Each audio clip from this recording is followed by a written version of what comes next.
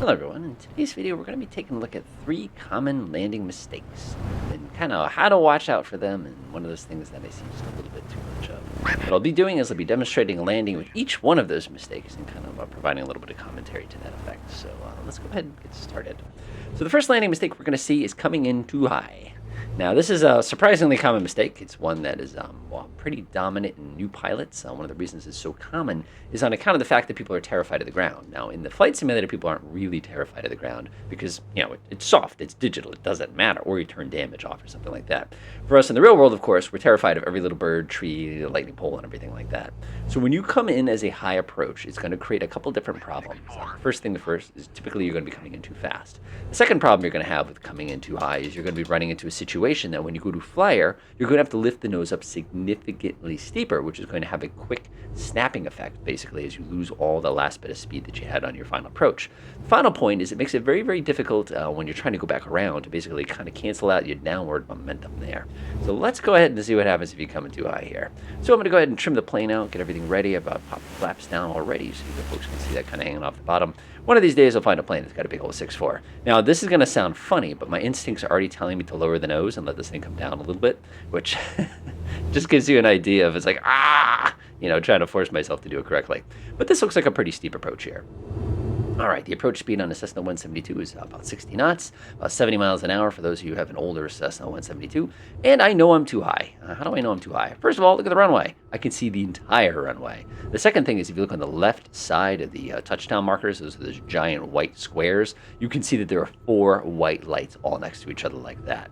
That is the universal sign for you're way, way too high. Also, the runway itself, like I said, if it starts looking more like a rectangle than it does look like a trapezoid, you probably are too high off the ground. But we're going to make the best of it. We have ourselves everybody's favorite little crosswind today to make things a little bit more exciting.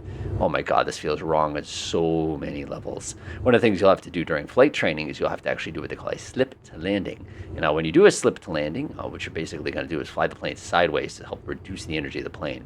And Microsoft, they just, whatever reason, do not understand how that works. It's just one of those things again there. All right, so now what happens is we come down. Whoa, whoa. Oh my God. Land the plane, and we're down. Nice. So as you could see, that was extremely awkward. Now, in a real plane, that's much, much, much more difficult to do because you're going to be having to force the controls into the position that you need them to in order to basically affect a smooth flare. So now we're going to come around again and I'll show you the next common mistake.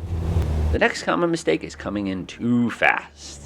Now, coming in too fast is a very, very common, again, for people who have too much energy when they're taking that turn. They can do everything they want to get the thing perfectly lined up as far as attitude goes, as you can see, or we're just about perfect in that regard, but they just have too much speed coming in. Usually what will happen is when they go to pull back the throttle for that kind of last bit of flare, what will happen is they will have left it in too long and not pulled the throttle back soon enough.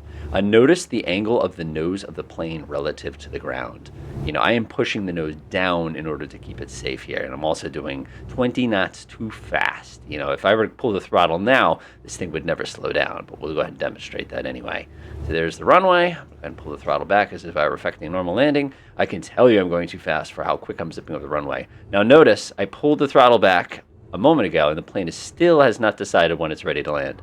Oh, there we go. Oh, there's a bounce, and now we're finally coming down. I'm going to hold the brakes as hard as I can and use maximum short field technique. Oh! Okay, let's go ahead and look out the back window here and see what happens.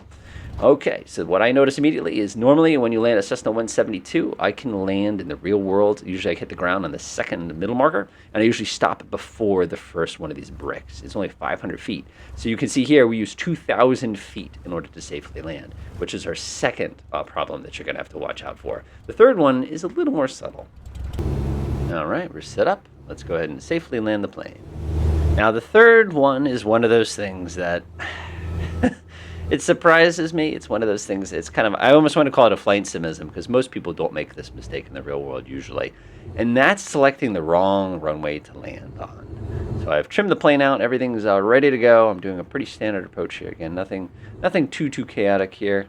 Got my plane all lined up. Whoa, getting blasted around here a little bit here. Nothing too sketchy, And I'm going to pause just for a second here so you can go ahead and see where the mistake is. Now, if I look out my window here, you can see very, very, very clearly that the wind is favoring the opposite direction runway. That means the wind, which is going to help slow us down and provide lift, is now at our tail as opposed to at our nose. This is an incredibly common mistake. When you do encounter this, it's all about checking that sock, or the more safe way to do it a lot of times is to actually go ahead and call up and listen to whatever the ATIS is for that particular airport so that you have the ability to know which runway you're going to be utilizing. So unfortunately, I've made things dangerous for myself because I'm also dangerously slow here. I like the fact I can speed up while I'm stopped. I'm not going to think about that too hard. Let's go ahead and unpause. Oh my gosh, this is such a high speed to land this plane. Oh my. Oh, this is dangerous. Oh boy. Easy, easy. Fly the plane onto the ground. And we're down. Pull the back of the throttle. Stick to the chest. Oh my god, it does not want to stop. Skirt, skirt. Nice. All right, let's see what happened this time. Oof, duh. So my home runway is 2,200 feet, which ends here. So that would have been death. So, or it would have been ending up in the trash heap. Each one of those would have been pretty bad. So what are the takeaways? First one is make sure you come in at the right speed. Again, if your recommended speed is 70 knots, approach it. If you're in an airliner, do the math. You've got to calculate the correct speed because those a couple knots there makes a big difference. Second mistake that we saw was coming in too high. Or I should say that was the first mistake we saw was coming in too high. The danger to too high, of course, is when you go to pull that nose up, especially in a real plane. It's physically difficult to do. It's also very dangerous, and you have a very high probability of striking this propeller.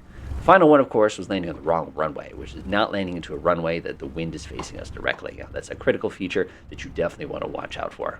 But other than that, enjoy.